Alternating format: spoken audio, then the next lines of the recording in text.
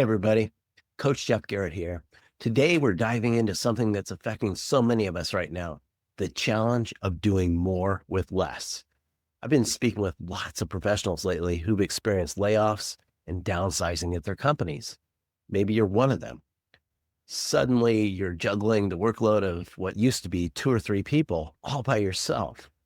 Challenging, right? If you're feeling overwhelmed, trust me, you're definitely not alone. Let's talk about numbers for a moment. Recent studies show that 60% of companies in the US have implemented workforce reductions in the last year.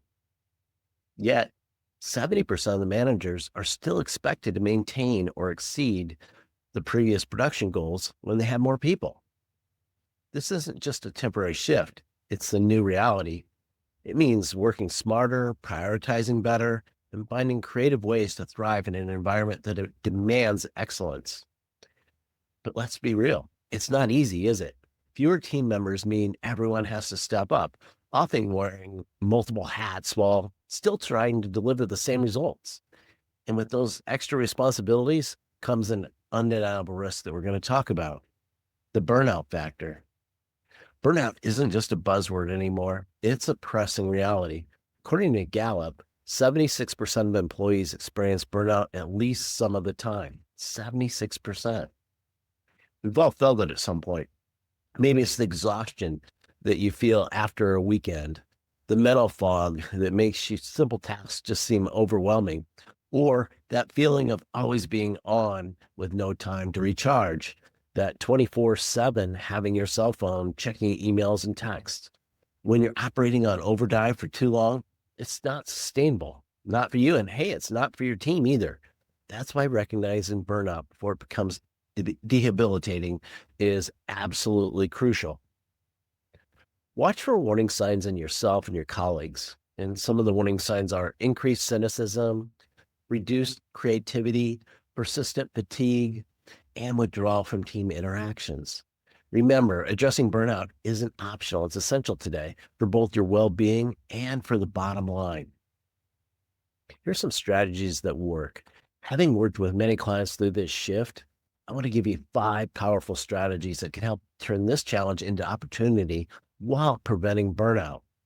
Strategy number 1, first focus on impact, not activity. You don't have the luxury of busy work anymore. For every task, ask yourself, what would happen if I didn't do this? If the answer isn't, well, not much, then it's time to refocus on something else. Number 2, second, master the art of delegation. I haven't met a lot of people that have ever been trained on delegation. It's something kind of learned on the job. Even if usually you're the go-to person, share responsibility strategically and don't underestimate what other people can handle. A lot of times you might be able to do it faster, you might be able to do it better, but it also gives them the opportunity to show what they can do and develop. Sometimes giving someone else a chance, it leads to unexpected results and breakthroughs, and it's going to reduce your workload, right? Number 3, third, set realistic expectations. It's tempting to overdeliver, but unrealistic expectations only accelerate burnout. Push for clarity on priorities with your leadership and advocate for timelines that actually make sense.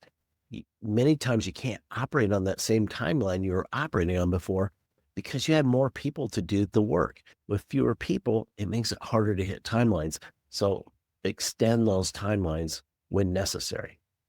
Number 4, fourth, leverage technology as your multiplier. There's automation tools out there, collaboration platforms, and AI. They just not nice to have anymore. They're essential. It can save you hours of manual effort, freeing up time for higher value work that you have. And finally, number 5, perhaps most importantly, make time for recovery. Taking a break can seem like, oh, I don't have time for a break. But you'll find that if you take breaks, you'll actually perform better. Your thoughts will be clearer. You'll make better decisions. And recovery just isn't a luxury, it's the foundation of sustainable productivity. I've spent a lot of time reflecting on this lately, gotten off calls and just thought about, okay, how do you handle this? I've been through this before. The goal isn't just to survive, it's to adapt and thrive.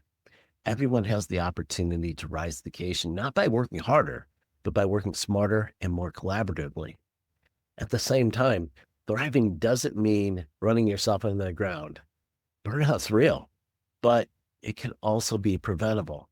It starts with having open communication, clear priorities, and supporting your team members. That's why today I'm excited to share something with you. It's called Reforging Your Edge. It's a program I've designed specifically for high performers like you, ready to overcome burnout and emerge stronger than before. If you or someone you know could use a fresh approach to bouncing back from burnout or to prevent going into burnout, check out the link below. And I'd love to tell you more about how we can work together. Don't forget to like this video if you found it helpful. Subscribe for more strategies on professional growth and business ideas, and leave a comment sharing your own experience with doing more with less. Here's to thriving in the new reality without burning out. Be audacious. Thanks for watching.